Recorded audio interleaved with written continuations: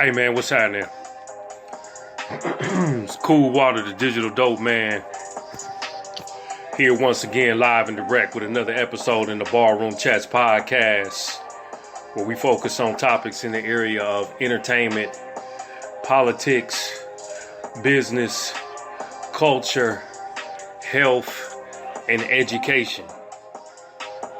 Barroom Chats podcast was founded by myself, Cool Water, in an effort to basically have a simple, fundamental conversation with sometimes intense, laughable, serious dialogue amongst friends, family, co-workers, you name it. That was really the whole idea and ideology behind it. So it's just like you at the bar, and when you at the bar, you really a little more loose, a little more freer, and you really kind of speak your mind. So that's the whole purpose of the Barroom Chats podcast, where we focus on those particular topics in those particular areas. Today, I want to zero in on Master P. Master P has been on a promotional tour, and he's been going pretty hard about, I got to hook up to his new movie out, and talking about black ownership in film and television and music and business and whatnot. So he did a recent interview, I know, with the Breakfast Club, where he spit a lot of good game. I listened to part of that, heard some other stuff, and P about ownership. P is about control. He like a white man in a black man's body. I got a company, I built it up, I have total ownership and control. I own 90% to 100% of my company, yada, yada, yada. My kids will step into these shoes and take my company and go farther than I did once I pass on. So that's cool, and it's good conversation. But you know how I get down. I got a vast variety of knowledge, a vast variety of information at my disposal. And when you start researching and doing homework, and then you start listening to some of these scholars, like a Claude Anderson, even Boyce Watkins will hit you with some real game at time, and some of these folks in the underground, then you start to look at the game a little different. So today, the topic of conversation to kind of go like this. This is kind of the title: Master P and Black Film Ownership and Record Company Pimpin'. Master P, Black Film Ownership and Record Company Pimpin'. Master P, for those of you who don't know, former D-boy, former record store owner, former college graduate, and I think he did graduate from college. I know he said he went to school for business. Former NBA player, movie executive, record label owner, yada, yada, yada, yada, yada, yada, yada. P has done what many in the black community that's business owners should do. Be a serial entrepreneur. Create a number of different entities and businesses that will allow you to invest and reap multiple streams of income, as we like to say, and as they like to say, on the rich dad, poor dad side, and who was that? Rich Dad, Poor Dad, and various other investing gurus like And I'm drawing a blank, man. I hate when I do that. Dude be right there in my face, man. The white guy that comes on every day. Y'all know who I'm talking about, man. It's gonna come back to me. I apologize. Master P has been a successful serial entrepreneur. So he's been on his tangent lately about we gotta own, we gotta control, we gotta own. And that's a good bit of conversation to have. That's a good bit of dialogue to have. That's a good seed to put in people. But we got to go back to the early 90s. Now, P came into the game from the music standpoint, into the entertainment game from the music standpoint. From what I understand, and this is my own interpretation of what information was put out to us and what was said during the time that he was climbing the ladder, he was selling a little dope. Plus, he had the record store. And this ain't all at the same time. It may be periods in between. And then he started pushing his records out the trunk. In which case, he got to a place where he began to get a buzz. Jimmy Iovine flies him out, offers him $1 million deal. He turns that down, goes back to the hood, broke. Knows that he got something, but he's not sure quite what. Continues to make a move. Continues to keep building. And then at some point, this is the story that he never mentions. This is what the part that he never... Wendy Day is instrumental in helping him land this deal with Priority Records, where he gets an 80-20 deal. He owns 80% of everything. He owns 100% of everything, 80% of the distribution, and 20% goes to Priority. If I'm not mistaken how that deal went. That's to be fact checked though. It should have been 80-20, it might be 7-30.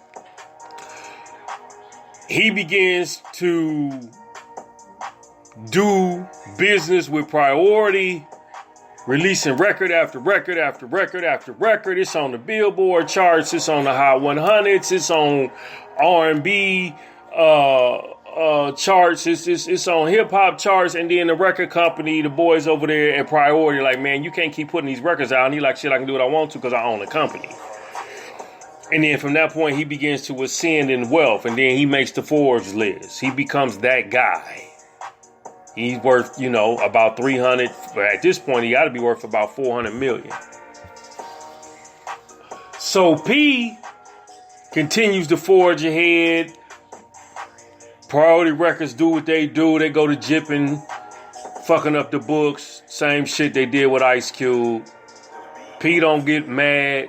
He do it a different way from what he said. He sent his accountants up there and his attorneys, and they got it right. Checks was cut because at that point it was a different game. They did the numbers. Universal Records goes about playing games. They try to bankrupt No Limit Records, or his haters per se try to bankrupt him.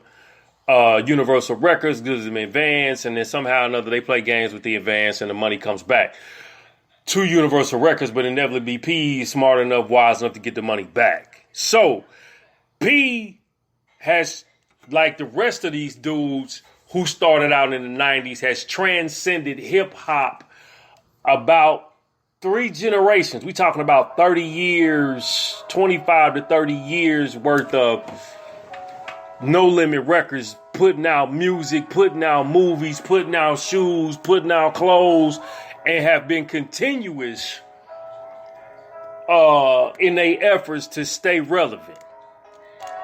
So, again, he on a tangent, going through, doing his tour for the I Got the Hook Up Too, but he's talking about black business ownership. And how we in Hollywood as film producers and black production companies have to begin to create more films, put out more product to the public at large. Okay, no problem. I ain't got no problem with that. Like I just said in the other podcast I did talking about Facebook app, Elon Musk, and the emergence of artificial intelligence,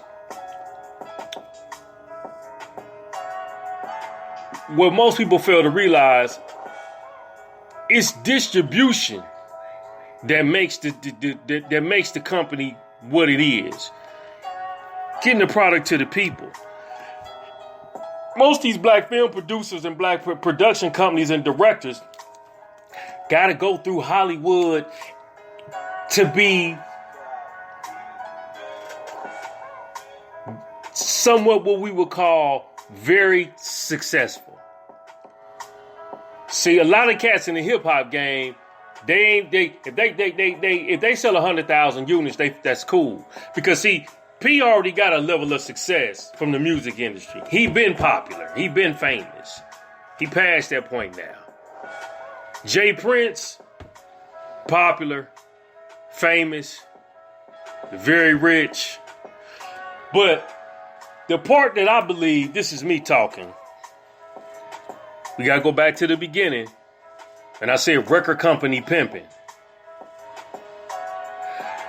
Most of these guys did business with white-owned record labels, record companies, and acquired their wealth in that manner. They still participated and partook in the corporate domination and control of black music, black film, black clothing designs, whatever you want to call it, because we're talking about a conglomerate like Dapper Dan. Dapper Dan could have been that dude long time ago. If some of them D-boys and some of them gangsters would have understood the other part of the game and said, man, you know, forget worrying about that. We're going to open you up a manufacturing plant. We're going to open you up a place where you can go and design and hire and create your brand and then take that shit golden. We gonna fund it. We gonna be your investors. We gonna get our money back through the clothes that you sell, yada, yada, yada, yada.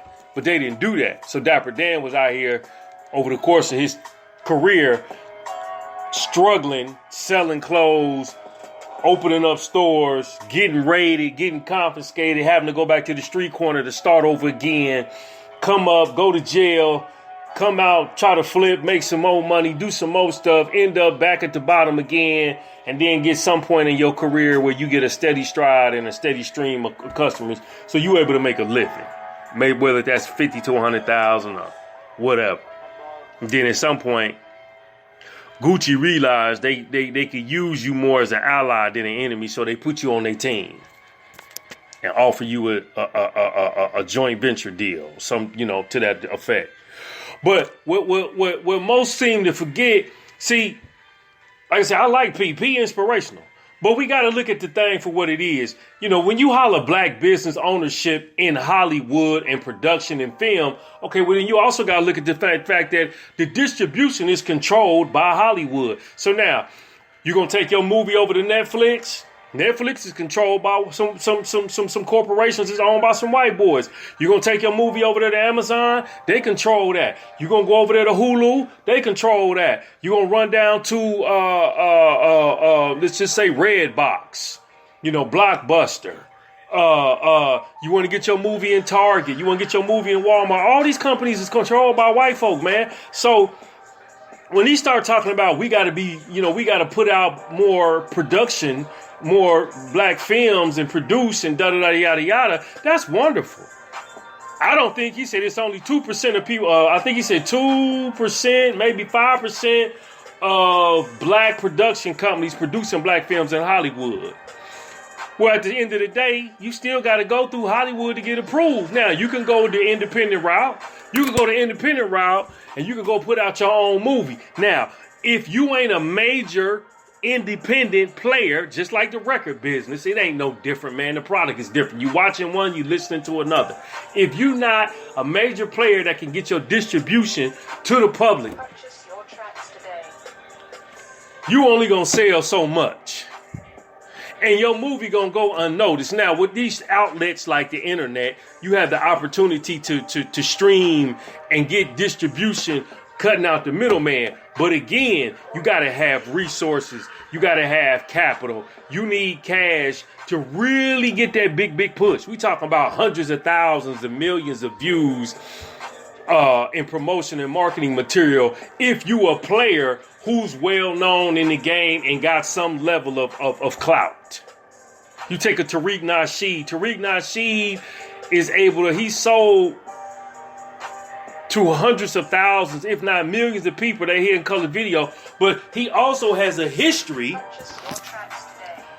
of film and production with Michael Moore and some other companies. It has been on some major platforms, he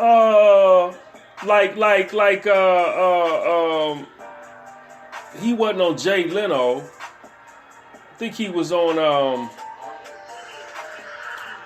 it may have been Jay Leno. No, it wasn't Jay Leno. It was another. It was the other guy who got caught up with the inappropriate touching scandal or whatever that was.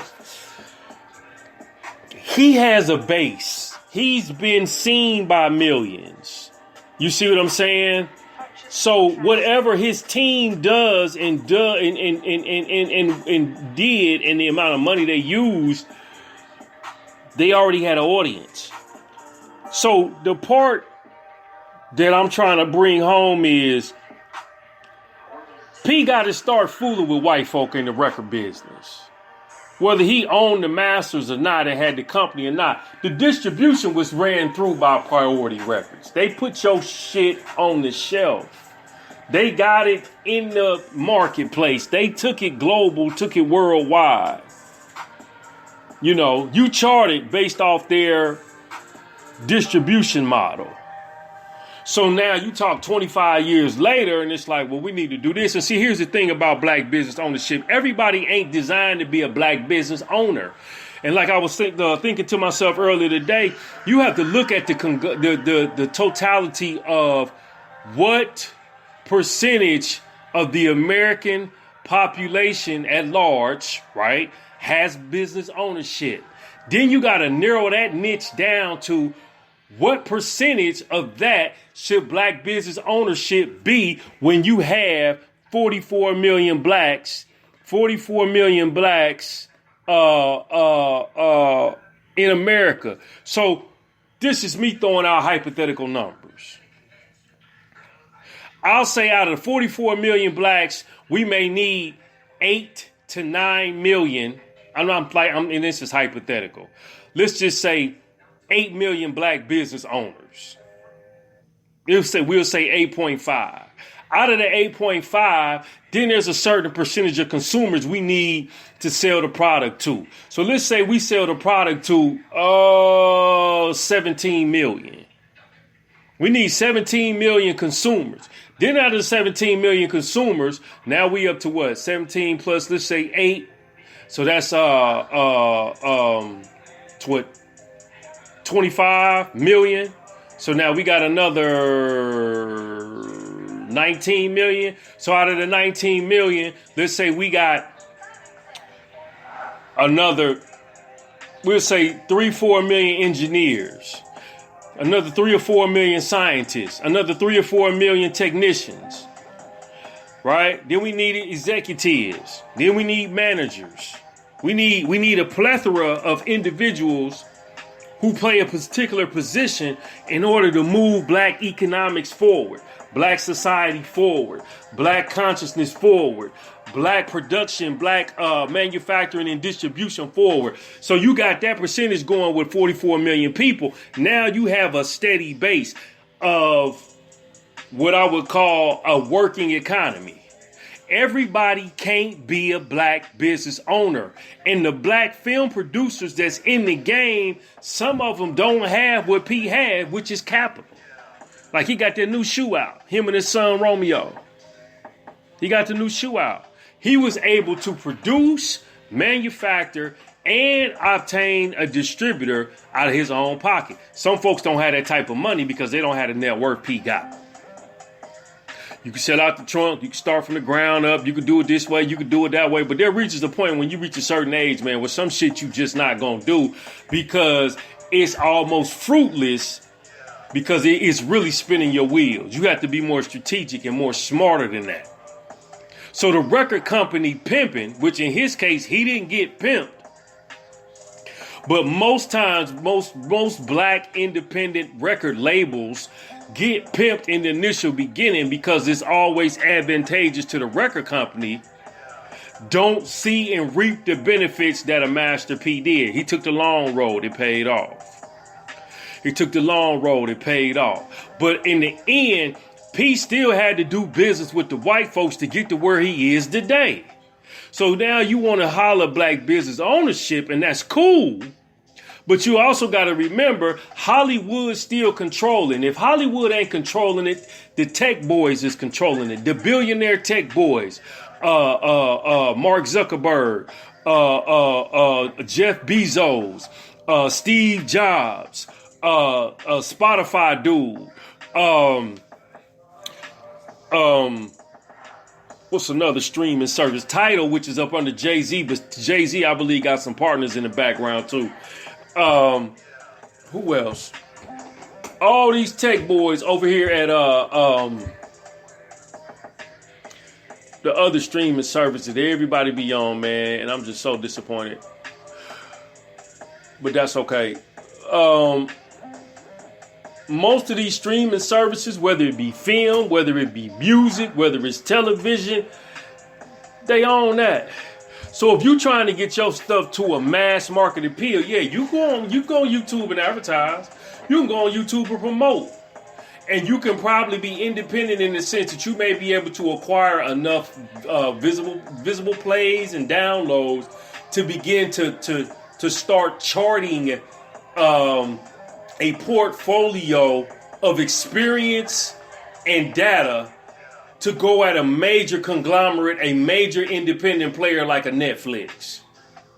You see what I'm saying? To be able to tell them, look, this is what we can do. This is what we've done so far. This is what we've done so far.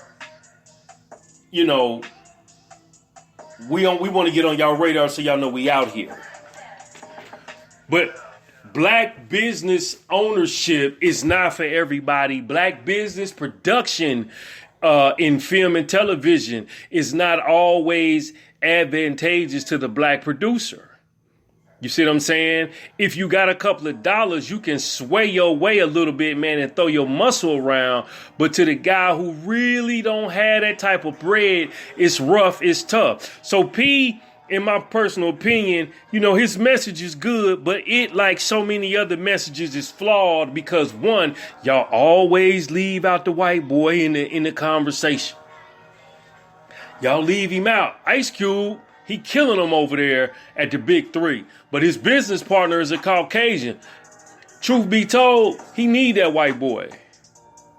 He need that white boy. That white boy and him partnered up. You know what I'm saying? Just like a Q Vision. He got Mount Alvarez, and Alvarez may be some Hispanic / white dude. That helps in his favor. You know, you got to put some vanilla in the ice cream a little bit. The same way No Limit Records got their music out worldwide by fooling with Priority Records over there in LA, is no different than with the film game. You gonna have sometimes you might have to put some vanilla in your ice cream if it's chocolate in order for it to be able to swirl right. Because these folks ain't letting you move the way you want to move unless they getting a percentage of it. So they messed up, according to the history in the past, and allowed P to have that joint venture deal. It ain't even joint venture. It was 100% ownership with a distribution deal, I think, of 80-20, something to that effect. And then the record industry realized that we made a mistake. We thought he was a dumb nigga. No, he ain't dumb. He went for ownership.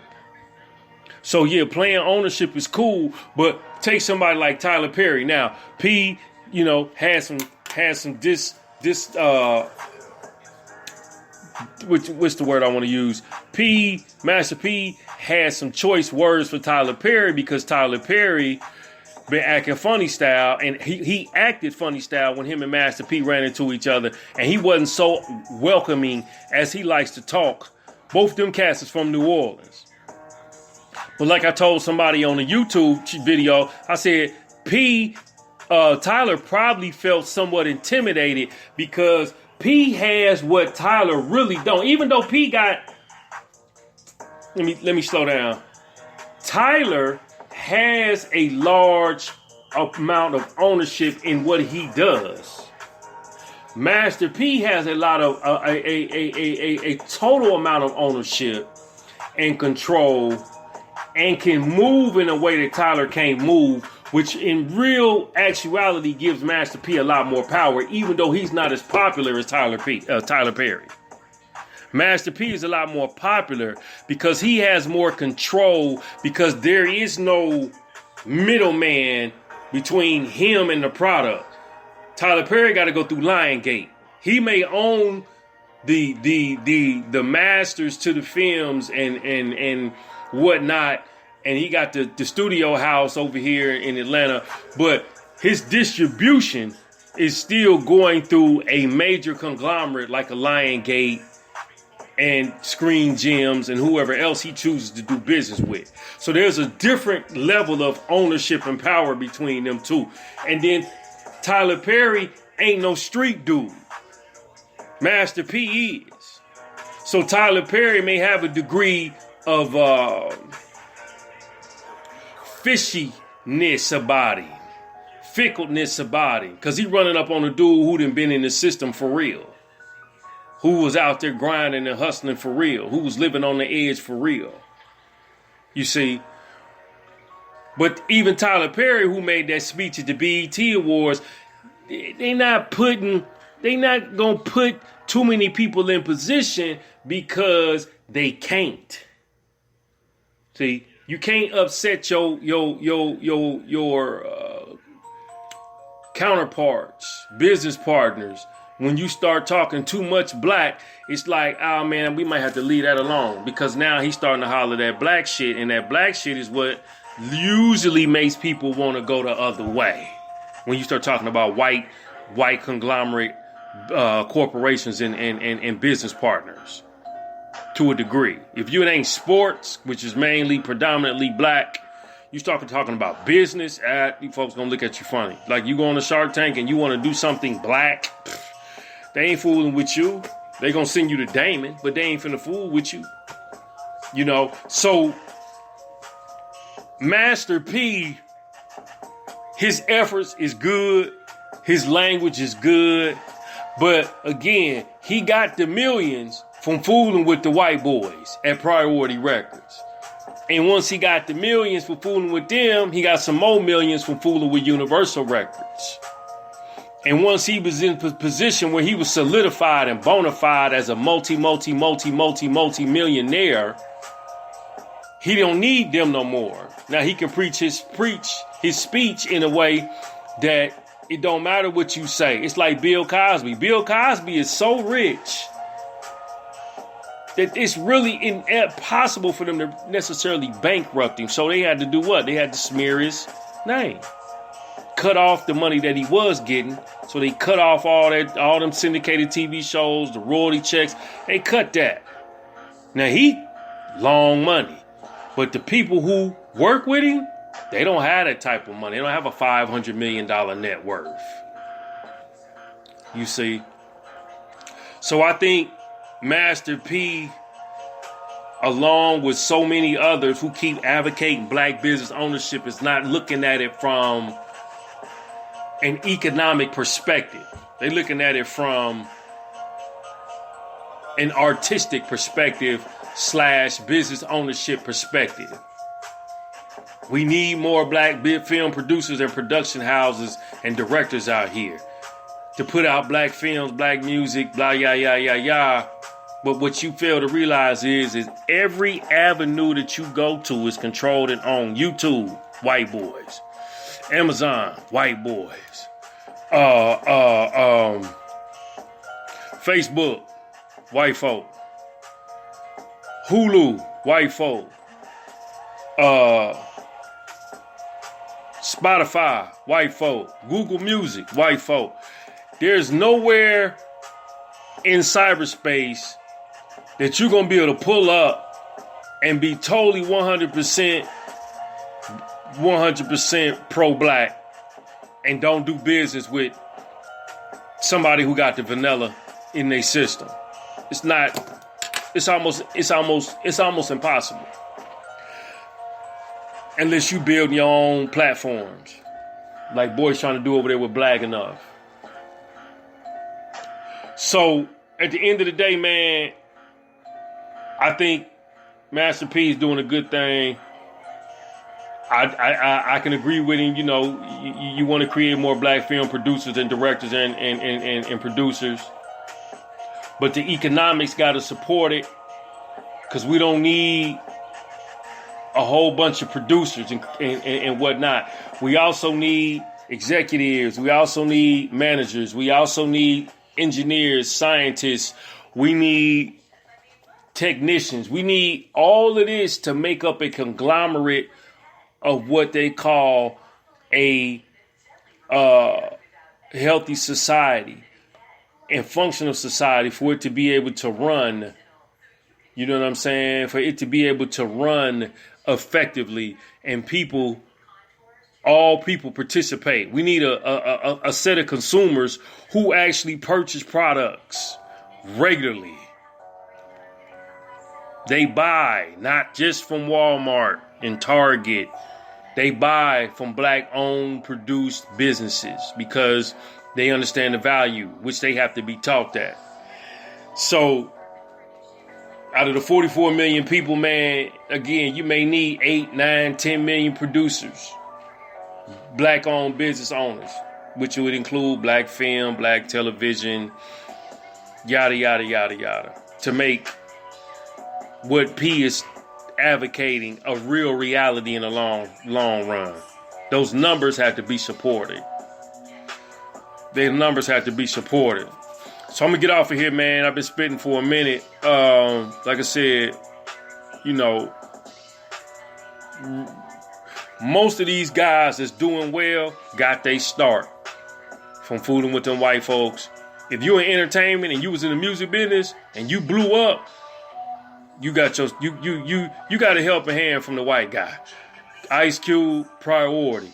Dr. Dre, Interscope, Jimmy Iovine. Snoop Dogg, Death Row Records, Jimmy Iovine. No Limit Records over there at Priority Records. Rap A Lot. They had their distribution through one of the major houses. I know it wasn't Def Jam, but they was doing but Jay Prince was doing a lot of business between New York and Houston. Cash Money, Universal Records, Wendy Day, Bad Boy, Clive Davis, Murder Inc. I don't know who Murder put on, but I know Russell Simmons probably was partially responsible, and then there might be some other folk, but it was a couple other people behind that. Rockefeller Records, Jay-Z and them. They had what's your boy name, man? Out of damn, I gotta get one right because my mind been going on. Let me see something real quick. Let's see,